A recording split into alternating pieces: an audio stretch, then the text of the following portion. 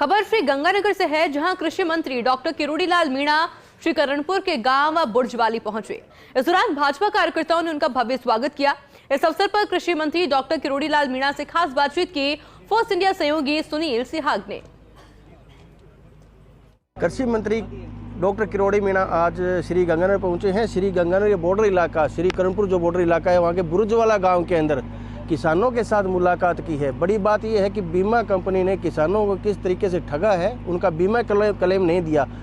सैकड़ों करोड़ का बड़ा घोटाला सामने आ रहा है बीमा कंपनी के द्वारा, जो सरकार ने पैसे दे दिए और कंपनी खुर्द-बुर्द करके नकली साइन करा के किसानों के, और वो अपने पास ही सारा पैसा रख लिया। हमारे साथ मौजूद है किरोड़ी मीणा, इनसे बातचीत करते हैं। मंत्री जी, लगातार गंगानगर में आप यहाँ पे आ रहे हैं, पहले नकली बीज को लेकर आपने काम किया, नकली बीज क्या होता है किसानों को बताया, और आज बीमा कंपनी ने जो सैकड़ों करोड़ का एक तरीके से गबन किया है, किसानों का पैसा है उनको नहीं दिया, डकार गए हैं, तो उसको लेकर क्या है? क्या आपने देखा है, किसान मैंने आपके सामने पेश कर दिया, उसका हस्ताक्षर नहीं है, और मेरा कृषि पर्यवेक्षक मैंने आपके सामने पेश कर दिया, उसका हस्ताक्षर नहीं है, और एक ऐसी ऑर्गेनाइज्ड गैंग, ऐसा ग्रुप जिसने फर्जी दस्तखत करके किसानों का जो क्लेम बनता था, उसको कंपनी ने एक कॉकस के जरिए अपने पास रख लिए। वो करीबन 122 करोड़ है।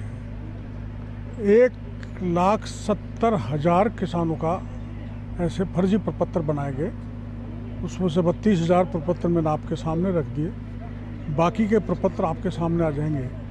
तो ये एक बहुत बड़ी ठगी है किसान के साथ। जो बीमा केंद्र और राज्य मिलकर किसान को देते हैं, आफत में उसकी फसल चौपट हो जाती है और उसको एक कंपनी और उसके कुछ लोग निगल जाए, ये हम नहीं होने देंगे। ये खुलासा हुआ है। अब किसान की एक एक पाई हम उसके नुकसान की उसके खाते में भेजेंगे। मंत्री जी, 2-3 साल, कई सालों से ये एक तरीके से फ्रॉड चल रहा है, स्कैम चल रहा है।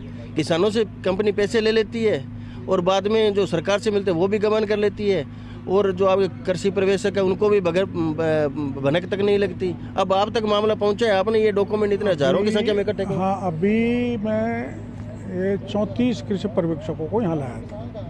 ये बुर्जावाला गांव है, पाकिस्तान की सीमा पर है। ये वैसे भी ऐतिहासिक स्थान है, क्योंकि यहाँ हमारे जवानों ने पाकिस्तान को परास्त किया था, उनके सैनिकों को घुटने पर ला दिया था।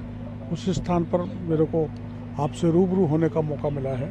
तो हमारे कृषि पर्यवेक्षक जितने भी मैं लाया हूँ, उनका उसमें पता तक नहीं है उनको कब ये काम हो गया, कब प्रपत्र फर्जी भर लिया।